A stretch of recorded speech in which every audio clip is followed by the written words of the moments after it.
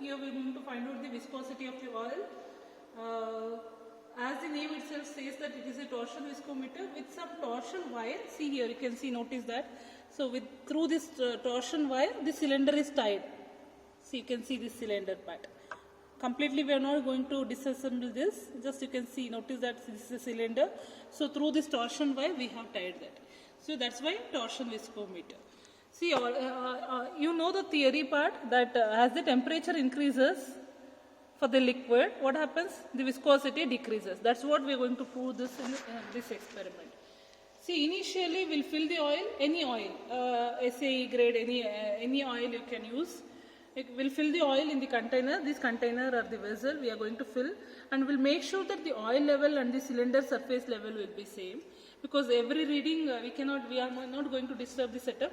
So initially we'll set by using this knob. We can set this, the height of the cylinder and the oil level same. Okay. Then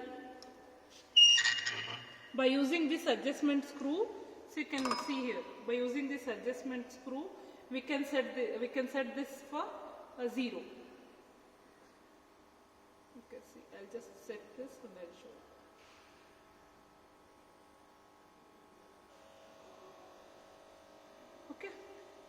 You can see here, there is a pointer here.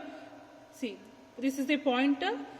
Every time before starting the experiment, we should make sure that this pointer is at the 0. See, you can see the marking here, 0, 10 degree, 10, 20, 30, 40 like this, 360.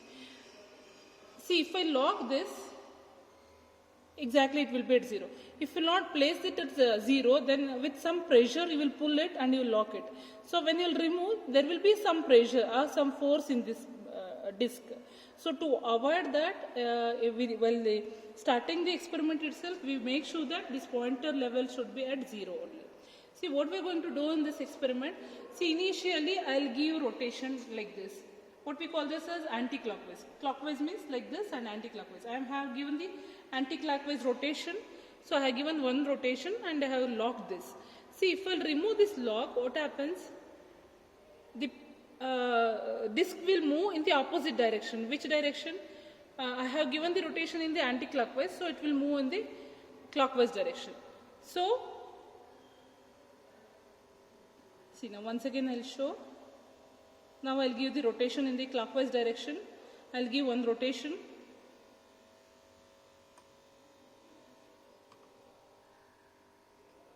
I am going to lock this.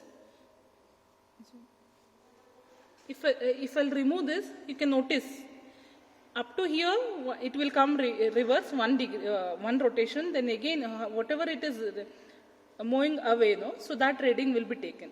See, if I'll remove this, see almost exactly at 260 degree we got the reading. Okay.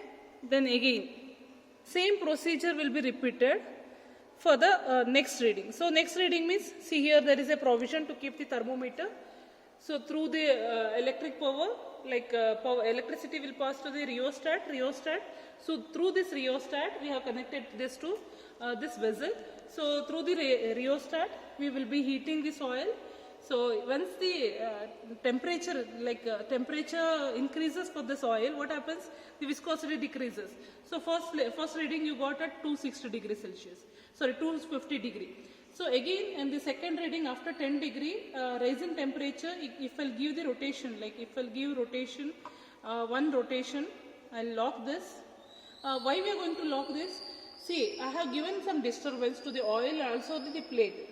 If we will not keep this for equilibrium position for a while, for 30 seconds or 1 minute, there will be some disturbance, right? So to avoid that, I'll lock this for a while, like for 30 seconds or 1 minute, then I'll remove. So if we'll remove, see, you can notice the disc will be moving. See, up to here. So one revolution will leave. Why one revolution leave? I'll leave because I have given one revolution. Then after one revolution, it has gone up to 260. Okay, next reading after 10 degrees. Say example, today's temperature is 25 degrees Celsius. 25 degree. I will increase the temperature up to 35, and if I will give the rotation, this movement will be more. It will be more than 260.